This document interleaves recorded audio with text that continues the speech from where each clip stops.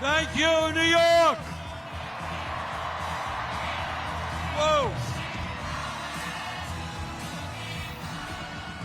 And let me thank the people of New York for sending Alexandria to the U.S. Congress.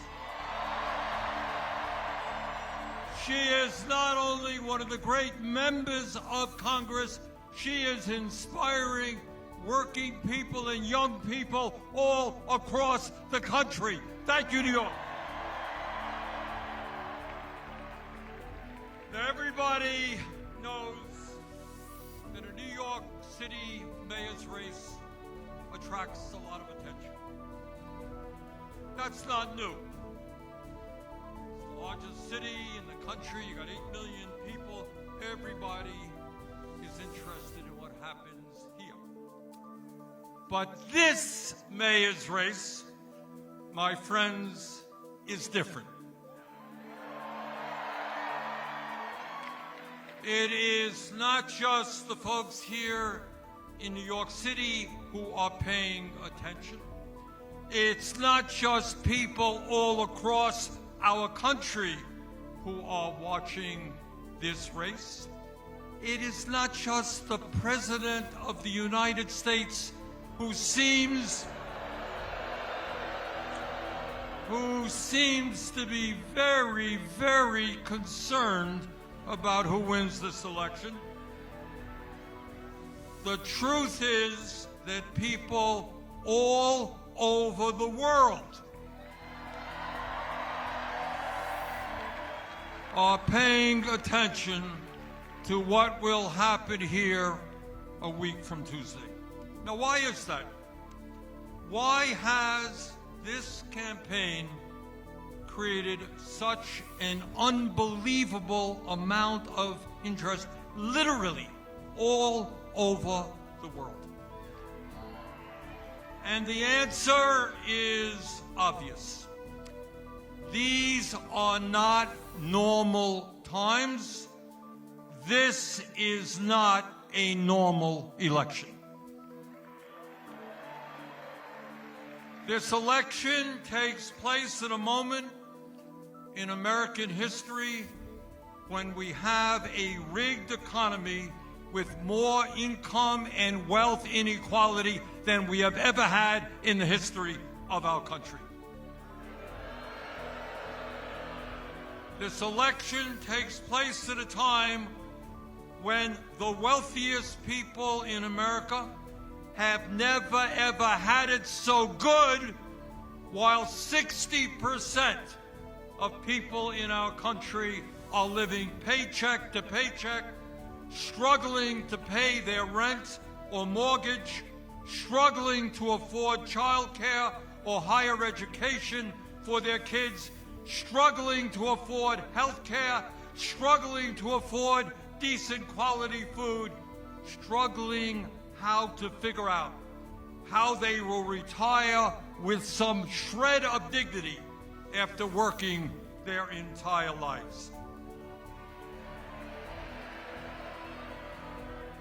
This election takes place when the United States of America, the wealthiest country in the history of the world, has one of the highest rates of childhood poverty and senior poverty of almost any nation. And when in this rich country, 800,000 Americans, including many veterans, are homeless. This election takes place at a time when we have a president who has given $1 trillion in tax breaks to the top 1%,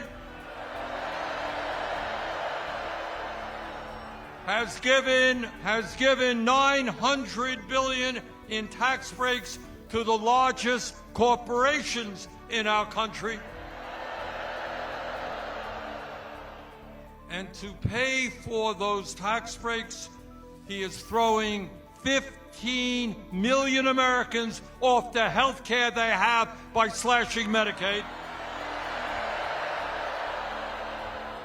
And in addition, He is forcing over 20 million Americans to see a doubling in their health care premiums. This election is taking place when we have an administration in Washington which every day is moving us toward an authoritarian society, undermining our Constitution and the rule of law. This election is taking place when we have a corrupt campaign finance system which allows billionaires in both political parties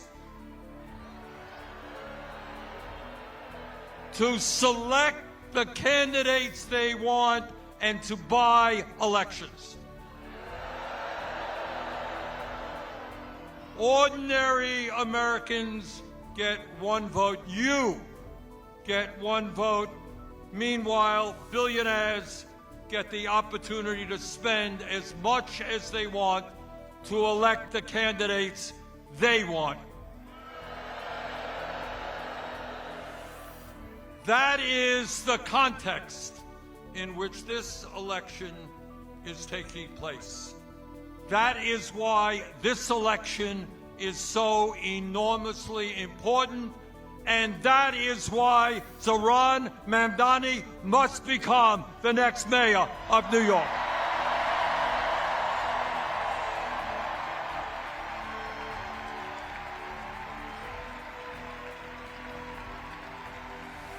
New York must have a mayor who represents the working families of this city, not the billionaire class.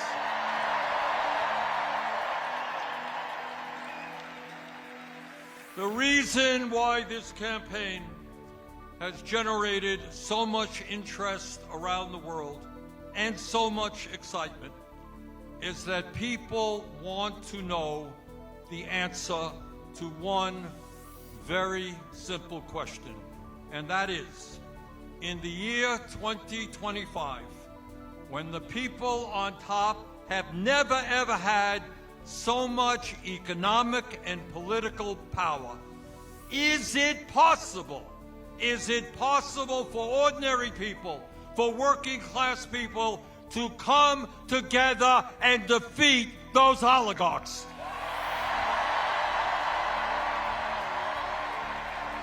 You're damn right we can.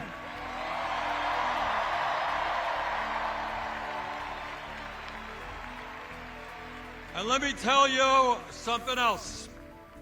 At a moment when Americans are extremely distressed about where we are as a nation, economically and politically, a victory here in New York will give hope and inspiration to people throughout our country and throughout the world.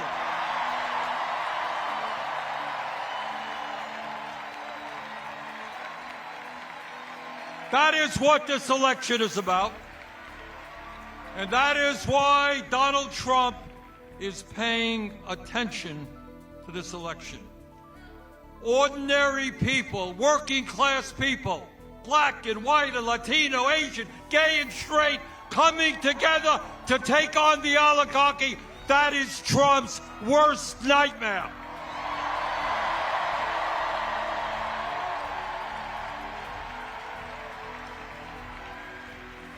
And what Trump and his oligarchic friends know, that if New Yorkers come together and elect Zohran, we can do that from California to Maine. We can defeat the oligarchy.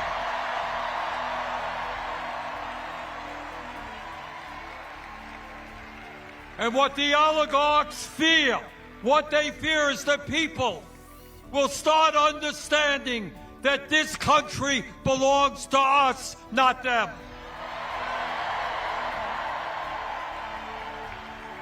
And all over the country, when people are inspired, when people are standing up to power, they will ask some very simple questions. Why are we in the United States the only major country not to guarantee health care to all as a human right?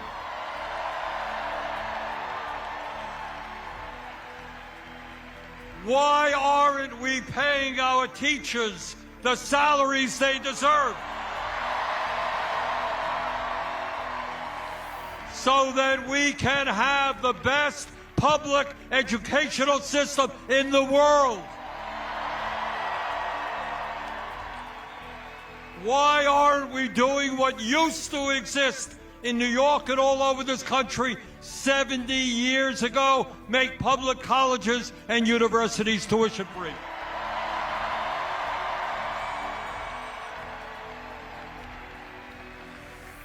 Why in the richest country on earth aren't we ending homelessness and building 5 million units of low-income and affordable housing?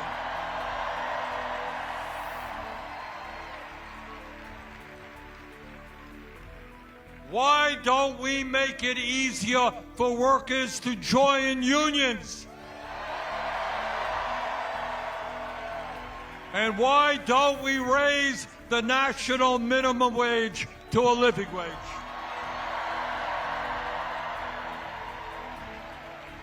And when so many of our seniors are struggling to cover their basic needs, some 22% of seniors in America are trying to survive on $15,000 a year less.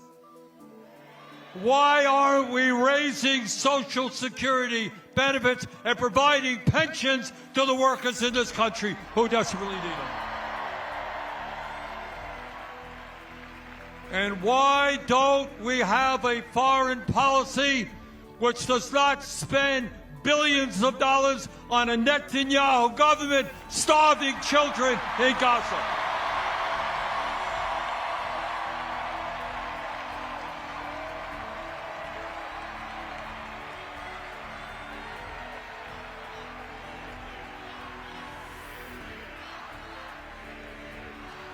In other words, my friends, a victory for Zohran will help Americans understand that in the richest country in the history of the world, there is nothing we cannot accomplish.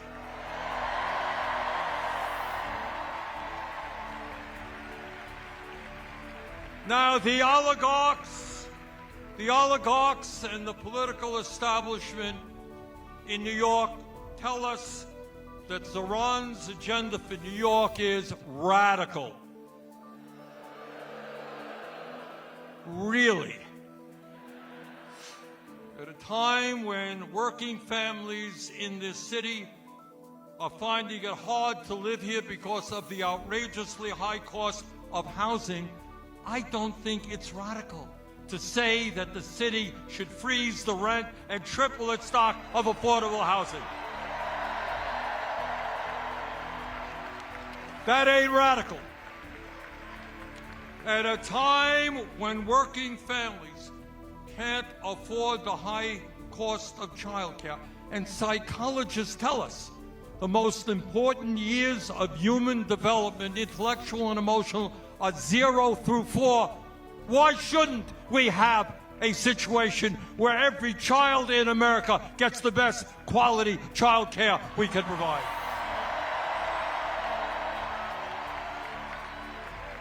That ain't radical. Taking care of our kids is not radical.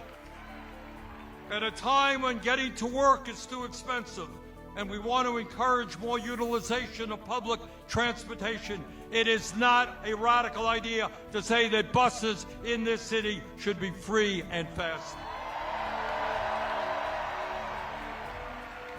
At a time when every parent wants their kids eating good quality food, not junk food, and there are neighborhoods in this city where it is simply not affordable or possible to get that food, it is not a radical idea to say that there should be municipally funded grocery stores.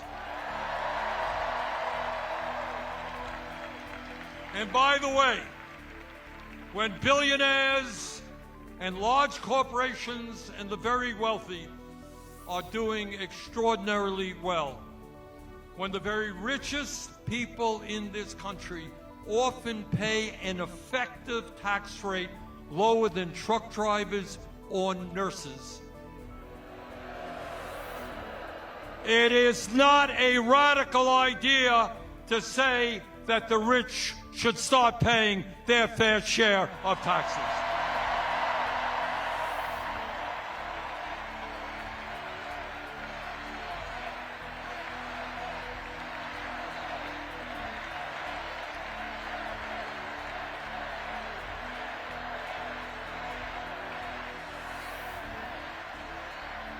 Brothers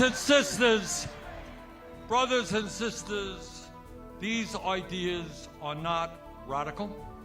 They are common sense, and they are what the people of New York City want and need. Now, let me be very clear. As someone who served as mayor of Burlington, Vermont for 8 years, a city just a little bit smaller than New York, I can tell you absolutely that being mayor is not an easy job. In local government, the people hold you accountable for everything. For picking up the trash, for crime problems, for the quality of education their kids receive, for traffic jams, blame the mayor. And that's what mayors have to deal with. And it is not easy. Zohran Mamdani as mayor is not going to have all the answers. The problems facing this country and every other major city in America are in fact enormous. So let me say this to you from the bottom of my heart. When he is elected,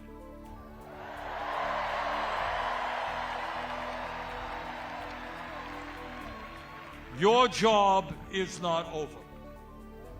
Zohran is going to need your help every single day. In this unprecedented moment in our nation's history, all of us together must act in an unprecedented way. And that means governing New York City and other cities in an unprecedented way. Please do everything you can to work with Zohran in order to make him and his administration the best administration in the history of New York.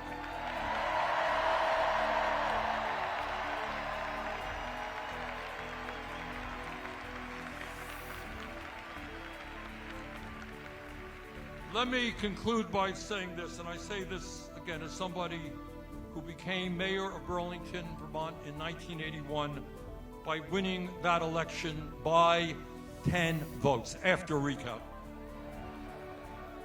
Now, I have looked at the polls here in New York. You have seen it. And the polls suggest that Zohran is in the lead, and that is great. But please, please, please, do not underestimate our opponents. They have a huge amount of money, and they are spending it right now. So I urge you, forget about the polls. Go into the last 8 days of this election assuming that you are 5 points behind.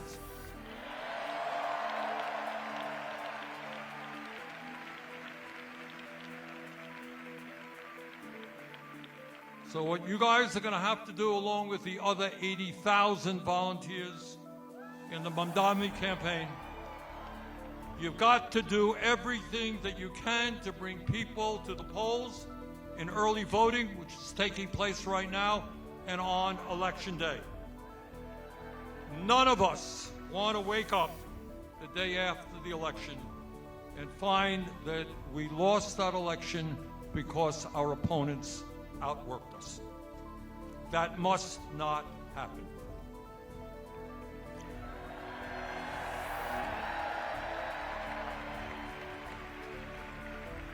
Brothers and sisters, a year ago, very few people in New York knew about a 33-year-old assemblyman named Zohran Mamdani. And when he first entered this race for mayor, he was polling at all of 1%.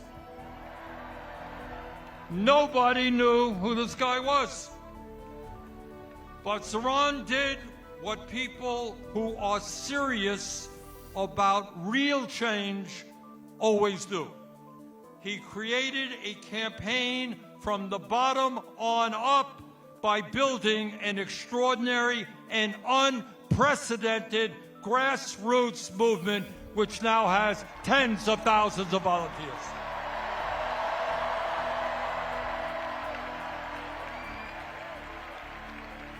Unlike his opponents, he didn't go running to the billionaires for campaign contributions. He went to the people with an agenda that made sense to them. And despite being outspent 4-1, Zohran won the primary. Brothers and sisters, with your help over the next 8 days, this young man is going to make American history. It is my honor to introduce the next mayor of the city of New York, Zohran Mamdani.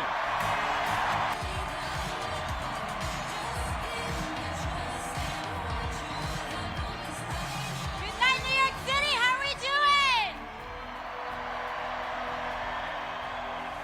I can't hear you, New York City. We can do better than that.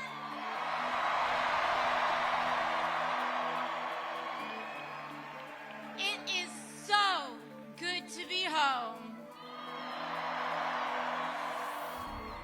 And it is especially great to be gathering with you all tonight in Queens, New York, the world's borough, the jewel of America.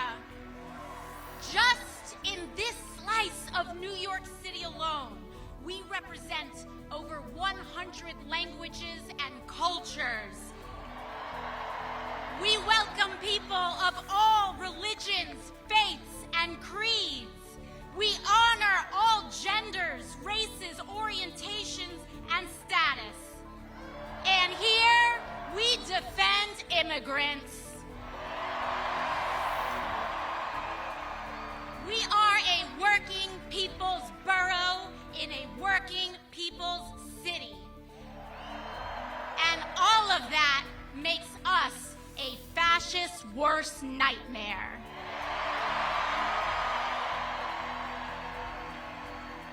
Queens, we gather here today at both a perilous moment for our country and on the precipice of hope for our city. Because in 9 short days, we will work our hearts out to elect Zohran Mamdani as the next mayor of the great city of New York. And it is going to take all of us. But to be honest, it always has. That we are all here in this moment, during this time, is not a coincidence. And it is also not a coincidence that the very forces that Zohran is up against in this race mirrors what we are up against nationally. Both an authoritarian, criminal presidency fueled by corruption and bigotry, and an ascendant right-wing extremist movement.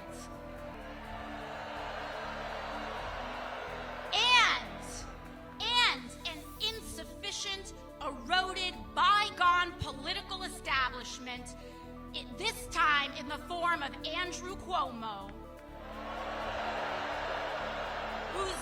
whose pursuit of power has blinded them from what that power is supposed to be used for in the first place, which is to aid and put the working people of America and New York City first.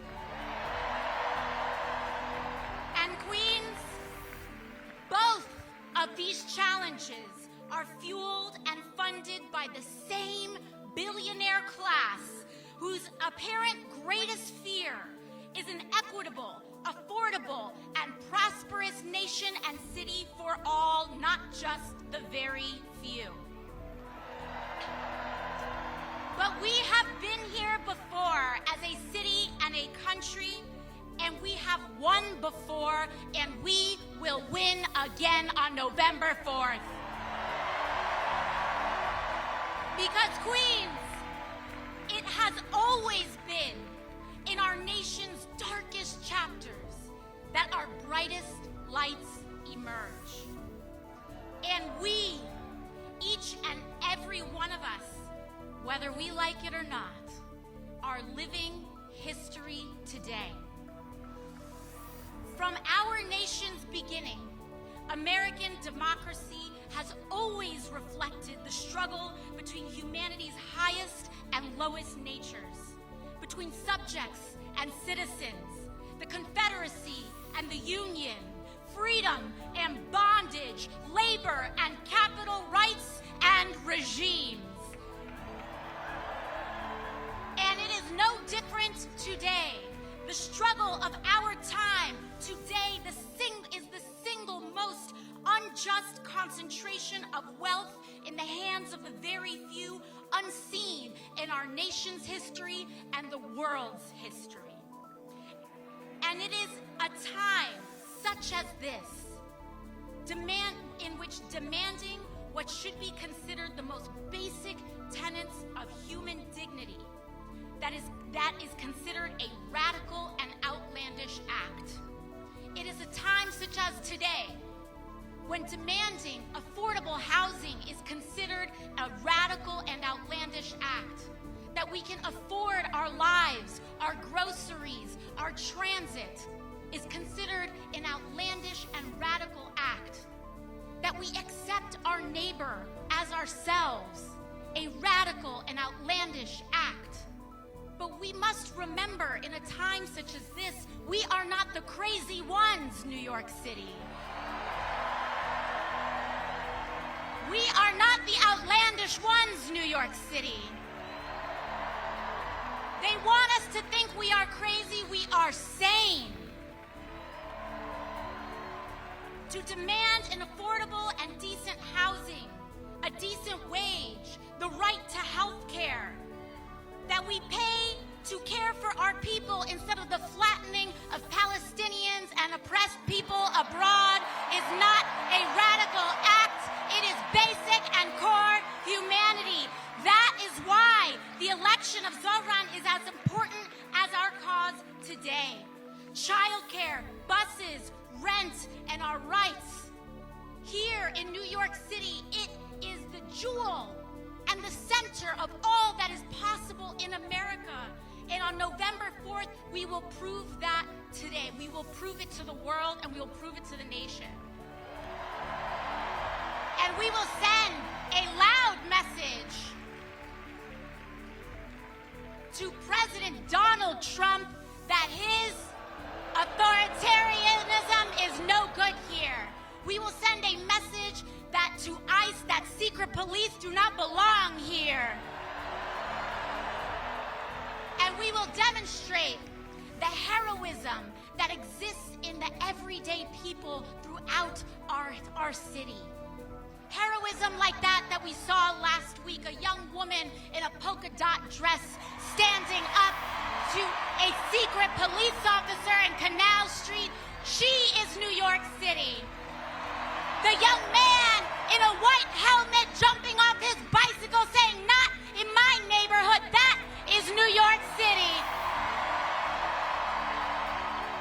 The line cooks and the delivery workers every day serving and making sure that we are clothed and fed and that our children are cared for. That is America, New York City. That is who we fight for. That is what this victory is about. New York, America, our freedoms and our future. When I think about what is happening throughout our nation today and what Donald Trump has even done reflected, symbolic of so much in his demolition of the White House and the East Wing, we see what he's doing to that, and we must let him know that this injustice, no matter what he's doing, that house doesn't belong to him, New York. It belongs to us. It belongs to the people of this country. And I want us all to remember and to know that the future, our future, is not determined by a despot in a house built by enslaved people. Our future will be determined not in a house built by slaves, but in a city built by freemen, in a city built by unionists and immigrants and suffragists. The bricks laid by working people, past, present, and future, the seamstresses and the unionists who paid for our rights in blood. This city was built by the Irish escaping famine, Italians fleeing fascism, Jews escaping Holocaust, Black Americans fleeing slavery and Jim Crow, Latinos seeking a better life, Native people standing for themselves, Asian Americans coming together in Queens, in Brooklyn, in the Bronx, in Manhattan, in Staten Island, in this country, in a vision to build the freest, toughest, and greatest city on earth, and we will not stop now, New York. It is no surprise.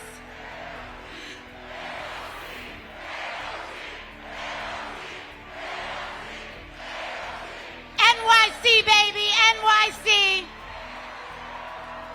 It is no surprise to me, New York, that it is New York and that it is our great city that we, our city, have chosen to adorn ourselves with the nation's greatest monument to freedom, the Statue of Liberty. And she reminds us every day that the central commitment of America is an unconditional freedom, precisely of the kind that cannot be bought, that is available to the huddled masses yearning to be free. This is America, New York City. Don't let them tell you any different. Don't let them tell you that we are the exception. We are the rule. We are the standard. We are the acceptance, and we set the bar for America. I'm talking to you, Donald Trump.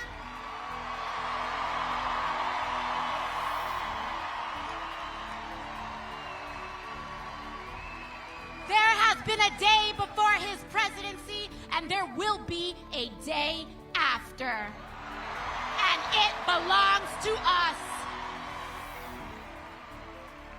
Thank you, New York. I love you, New York.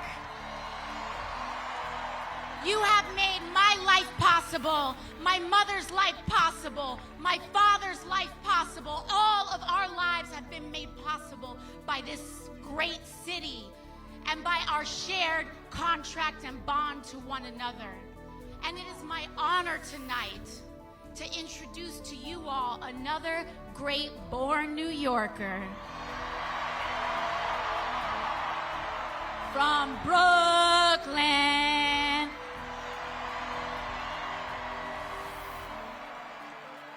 Senator Sanders and I recently came in. We were in Indiana last night. We both paid a visit to the home of the great Eugene Debs.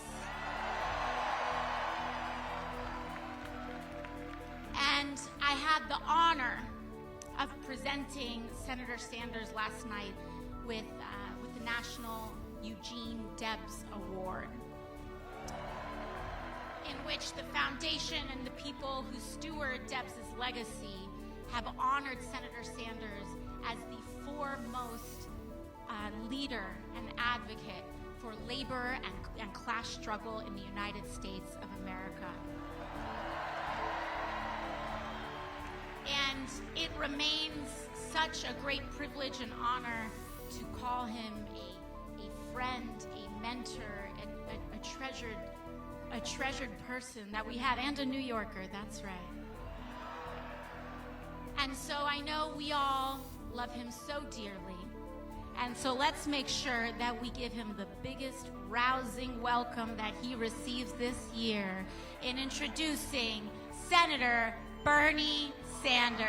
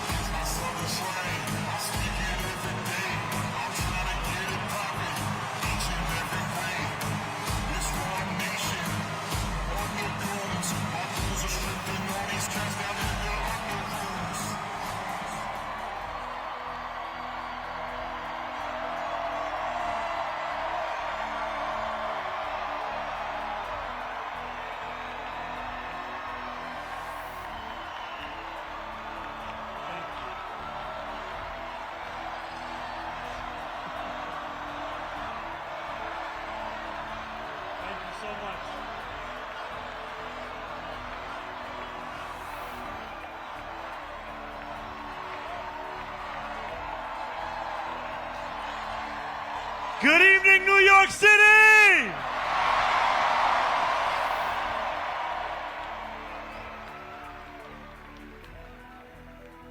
How are we all doing?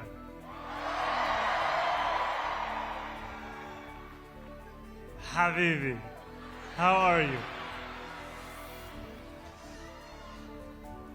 It is so good to see you all here tonight.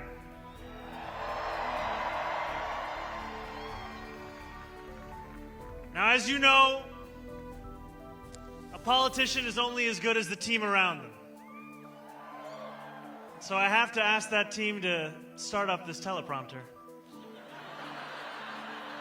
Because right now, it's off the top of the dome.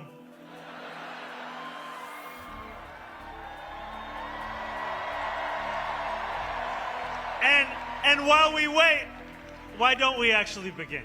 Can we first hear a round of applause for our incredible MC, Sarah Sherman?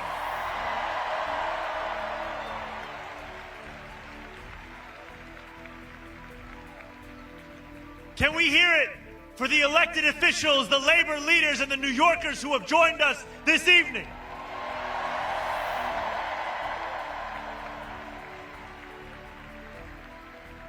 And can we hear it for Congresswoman Alexandria Ocasio-Cortez?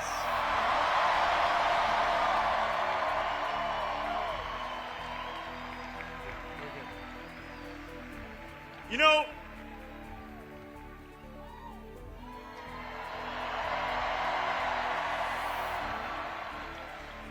there are many things one can say about our Congresswoman, but I want to tell you a story about 2021. When we went on a 15-day hunger strike and won $450 million in debt relief for working-class taxi drivers, the Congresswoman was there with us on that picket line.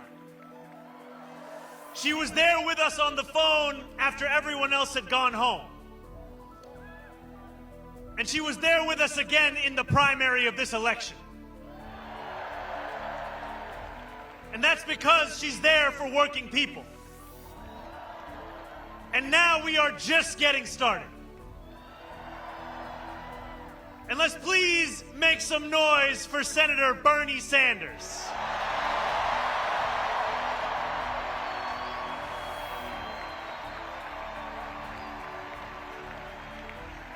I stand before you tonight only because the senator dared to stand alone for so long.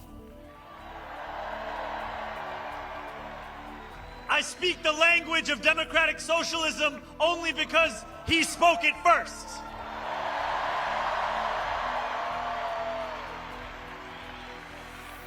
And when I ran for state assembly almost 6 years ago to the day, it was at Bernie's rally in Queensbridge Park where I led our first canvass. Signing people up for our email list, asking them for $5 or $10, and encouraging them to believe that the politics of not me, us applied to our state government just as much as our national one. When we win on November 4th,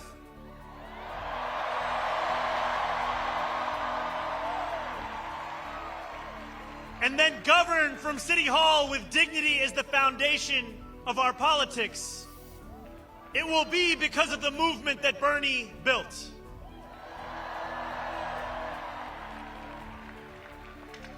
I stand before you tonight as the nominee of a Democratic Party reinvigorated in its pursuit of making government work for everyone, not just the wealthy and the well-connected.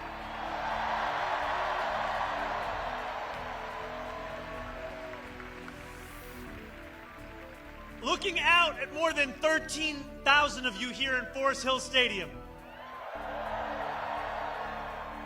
it is tempting to believe that this moment was always destined.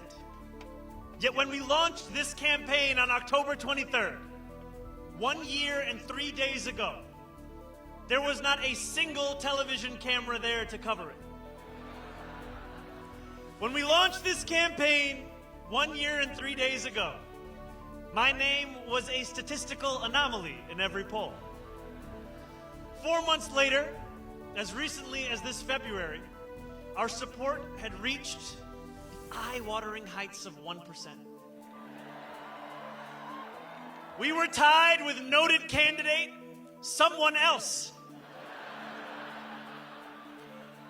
I always knew we could beat him. When we launched this campaign 1 year and 3 days ago, the political world did not pay it much attention because we were looking to build a movement that reflected the city as it actually is, not just the one that political consultants think exists on a spreadsheet.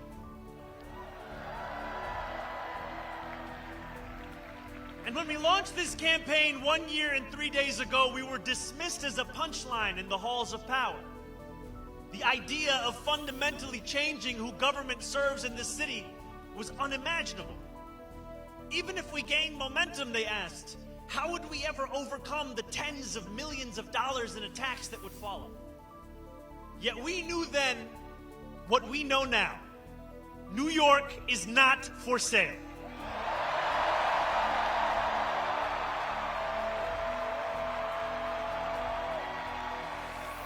As young people showed up in record numbers, as immigrants saw themselves in the politics of their city, as seniors, once skeptical, dared to dream again, we spoke with one voice. New York is not for sale. And now, as we stand on the precipice of taking this city back from corrupt politicians and the billionaires that fund them, let our words ring out so loud tonight that Andrew Cuomo can hear them in his $8,000 a month apartment.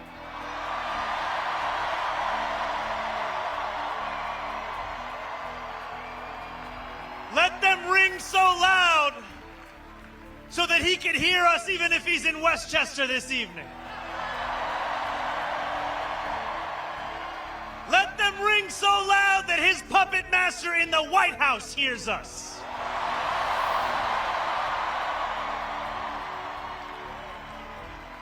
New York is not for sale.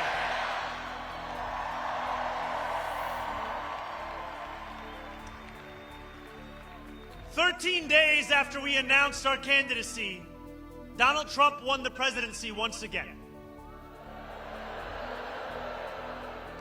The Bronx and Queens saw some of the largest shifts to the right of any counties in our country. No matter what article you read or channel you turned to, the story seemed to be the same. Our city was headed to the right.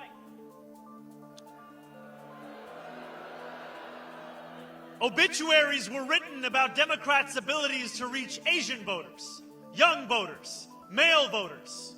Again and again, we were told that if we had any hope of beating the Republican Party, it would only be by becoming the Republican Party. Andrew Cuomo himself said that we had lost not because we had failed to speak to the needs of working class Americans, but because we had spent too much time talking about bathrooms and sports teams. This was a moment where it seemed our political horizon was narrowing. And in this moment, New York, you had a choice to retreat or to fight.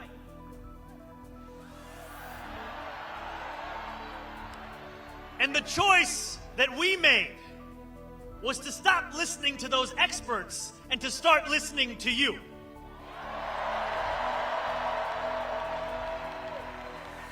We went to two of the places that saw the biggest swings to the right, Fordham Road and Hillside Avenue. These New Yorkers were far from the caricature of Trump voters.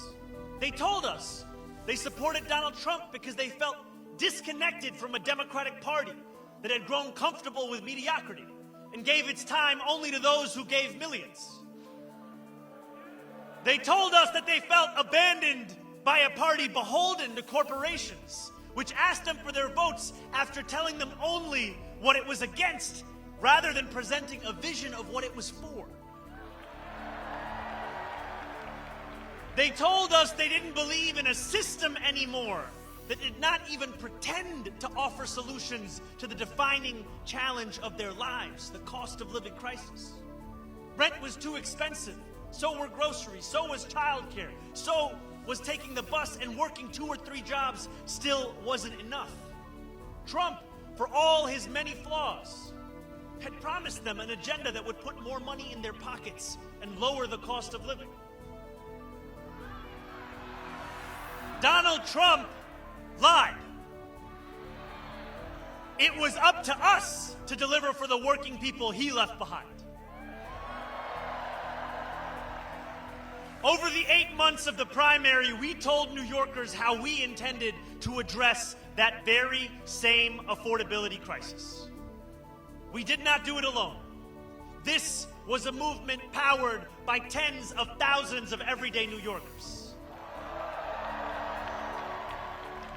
who knocked doors between 12-hour shifts at work and phone banked until their fingers were numb. People who had never voted before became die-hard canvassers. Community formed. Our city got to know each other and itself. This, my friends, was your movement. And it always will be.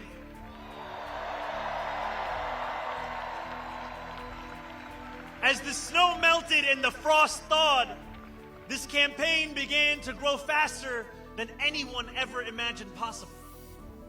So many small donors chipped in that we had to ask you to stop donating. Please stop. We climbed the polls faster than Andrew Cuomo could dial Donald Trump's number. People started to learn how to pronounce my name.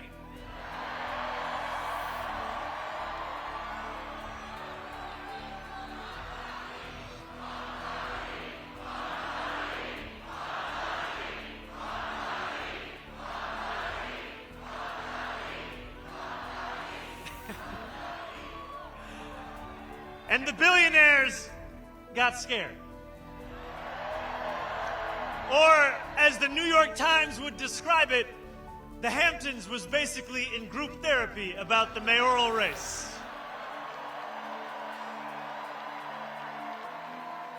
Andrew Cuomo and his corporate cronies did everything they could to make this campaign one of fear and one of smallness. Hell yeah.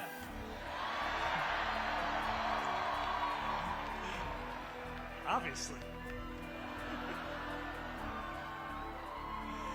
They pumped millions into this race, artificially lengthened my beard to make me seem menacing, painted our city as a dystopian hellhole, and worked night and day to divide the people of New York. They failed. When I walked the length of Manhattan just a few days before the election, hundreds of New Yorkers marched alongside me. And when we strode into Times Square under a billboard with betting odds that showed Cuomo's chances of winning at nearly 80%, we knew that the so-called experts were set to get it wrong yet again. Andrew Cuomo was supposed to be inevitable. And then on June 24th, we shattered that inevitability.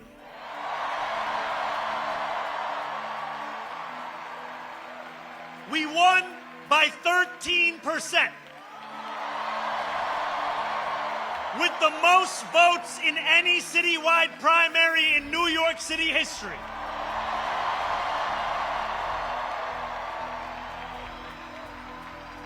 Some of those New Yorkers had voted for Trump. Many others had never voted before. And when Andrew Cuomo called me to concede at 10:15 that night, he said over the phone that we had created a tremendous force. When you insist on building a coalition with room for every New Yorker, that is exactly what you create, a tremendous force.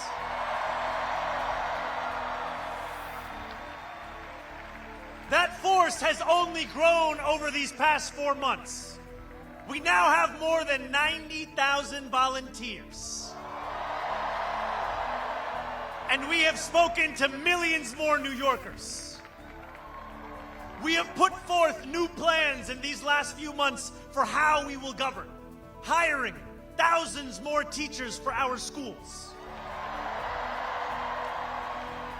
taking on the consultants and the contracts in city government, and tackling the final boss of New York City infrastructure, scaffolding. But over the past few weeks, as this race has entered its final days, we have witnessed displays of Islamophobia that shock the conscience. Andrew Cuomo, Eric Adams, and Curtis Sliwa do not have an agenda for the future. All they possess is the playbook of the past. They have sought to make this election a referendum not on the affordability crisis that consumes New Yorkers' lives, but on the faith I belong to and the hatred they seek to normalize.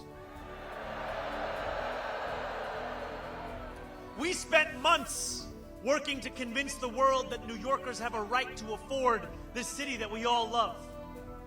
Now, we are being forced to defend the idea that a Muslim is even allowed to lead it.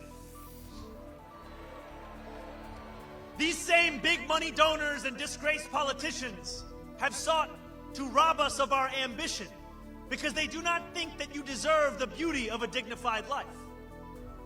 And time and again, they have encouraged you to imagine less because they know that a reimagined New York hurts their bottom line.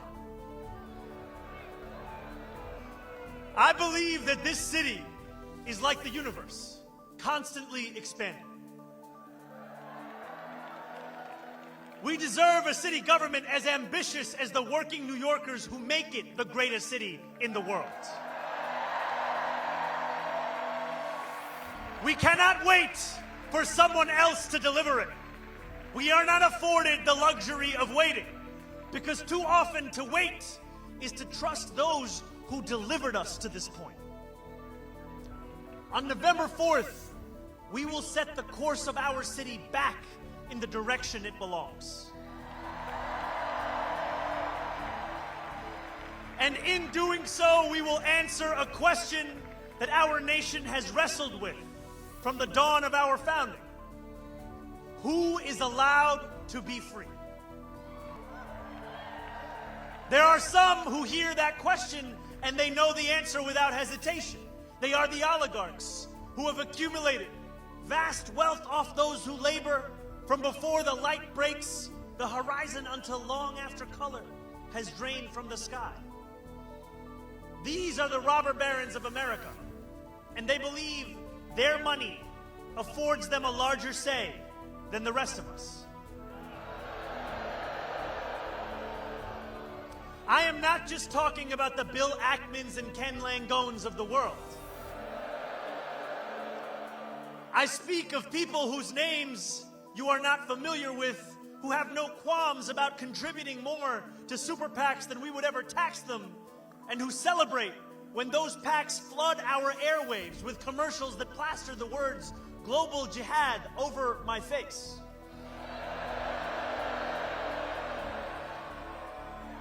Their freedom doesn't just come at the expense of dignity and truth. It comes at the expense of the freedoms of others too. They are the authoritarians who seek to keep us pressed beneath their thumbs, because they know that once we shake ourselves loose, we will never be held down again. Each and every one of these people think New York is for sale.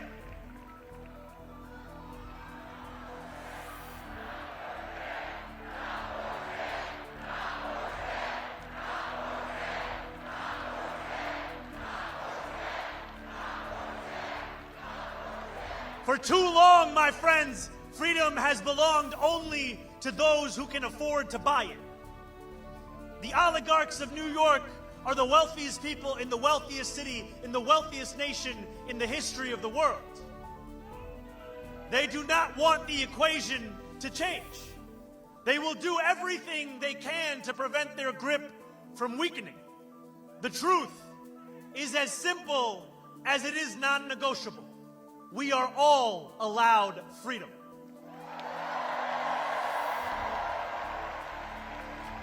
Each one of us, the working people of this city, the taxi drivers, the line cooks, the nurses,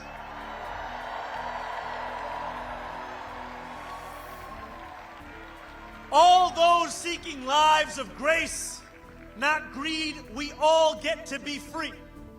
And on November 4th, thanks to the hard work of more than 90,000 volunteers across every corner of this city, that is exactly what we will tell the world. Because while Donald Trump's billionaire donors think that they have the money to buy this election, we have a movement of the masses. And we are a movement that is not afraid of what we believe. And we've believed it for quite some time. Those who worry about what this movement may look like on January 1st are the ones who worried on October 23rd what it may look like tonight. But our purpose has not changed, and neither have our promises. As I said on the evening I announced, the job of government is to actually make our lives better. And in the exact words I said on October 23rd, here is what we stand for, my friends. We are going to freeze the rent for more than 2 million rent-stabilized tenants and use every resource at our disposal to build housing for everyone who needs it. We are going to eliminate the fare on every single bus line and make what are currently the slowest buses in the nation move around this city with ease. And we are going to create universal child care at no cost to parents. so New Yorkers can raise their family in the city they love. Together, New York, we're going to freeze the... Together, New York, we're going to make buses fast and... Together, New York, we're going to deliver universal...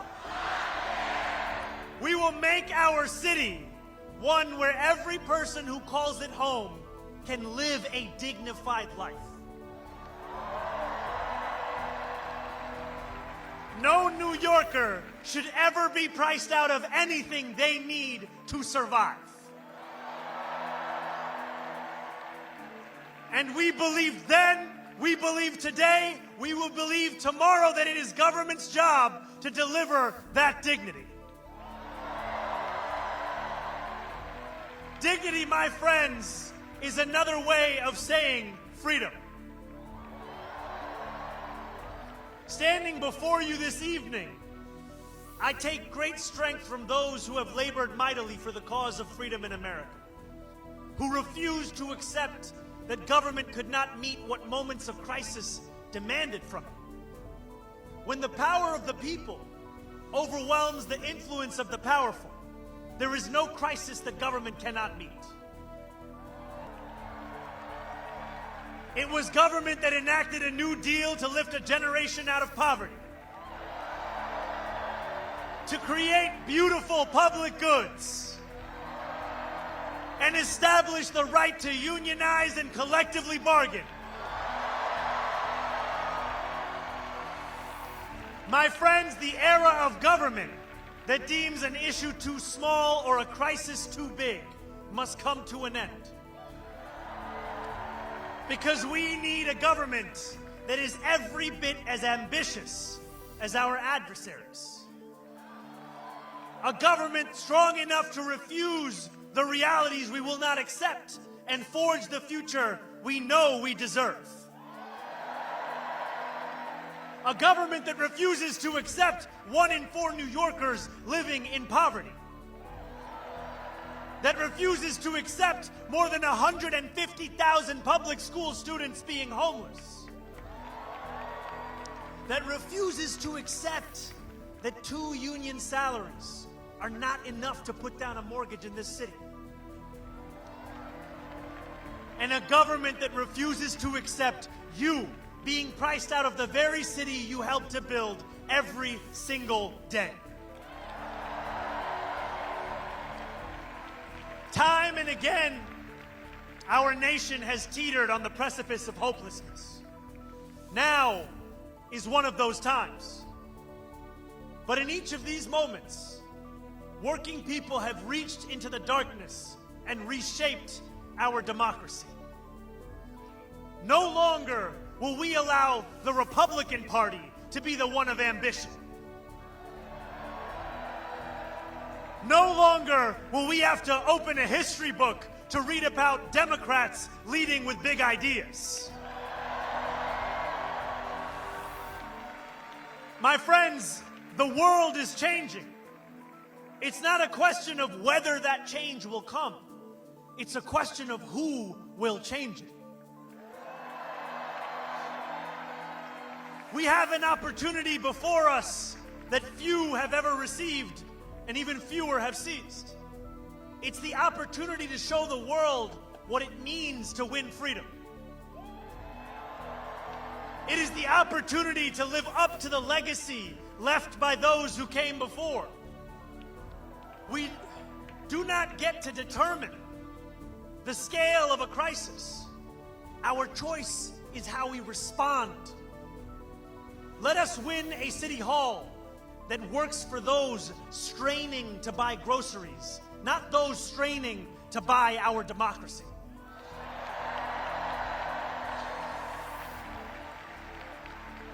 And let us look forward to January 1st, when the hard work of governing will begin.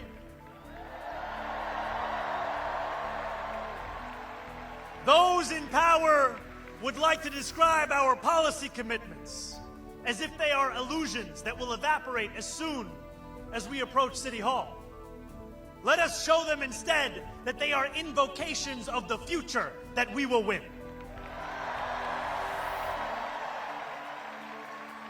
And let us prove to each and every New Yorker that a politics of expansion does not just mean imagination.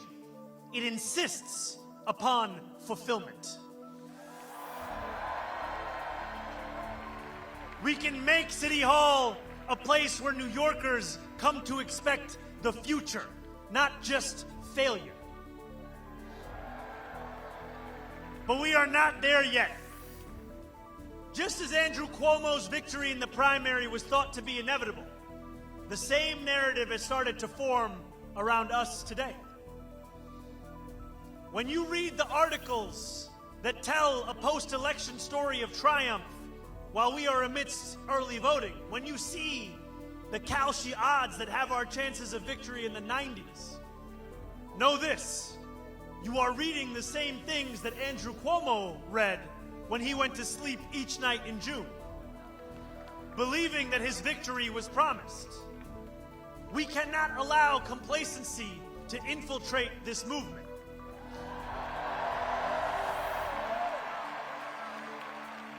So over these 9 final days, I ask for only one thing from each of you: more.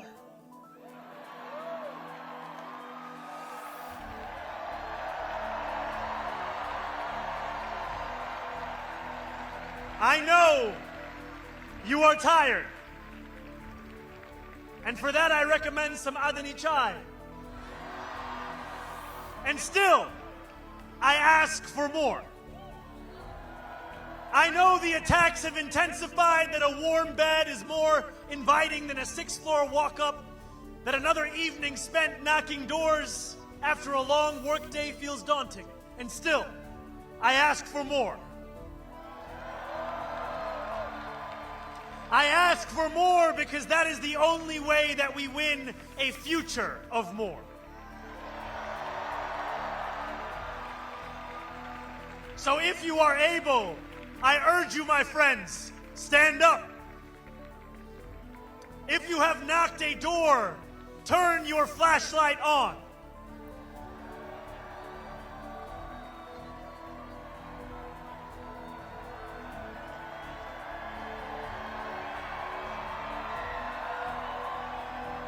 If you will knock a door, turn your flashlight on.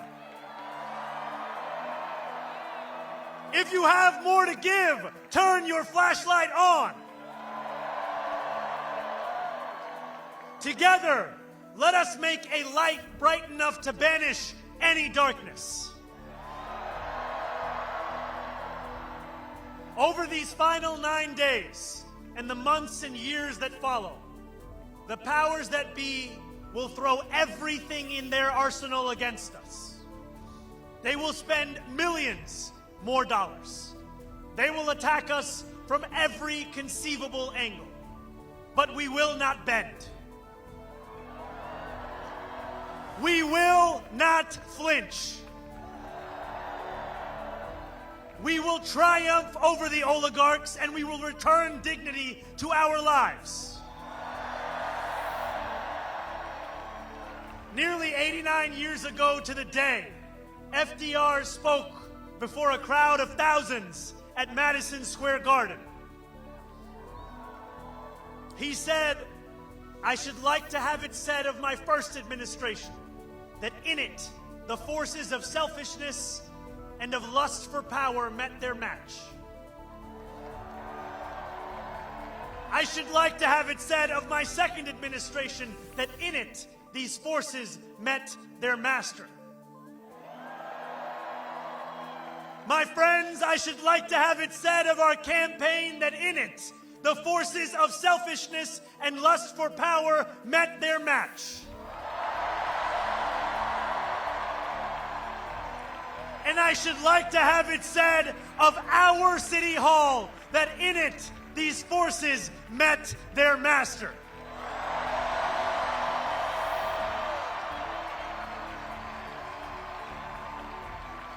New York, our work has only just begun. On November 4th, we set ourselves free. Thank you.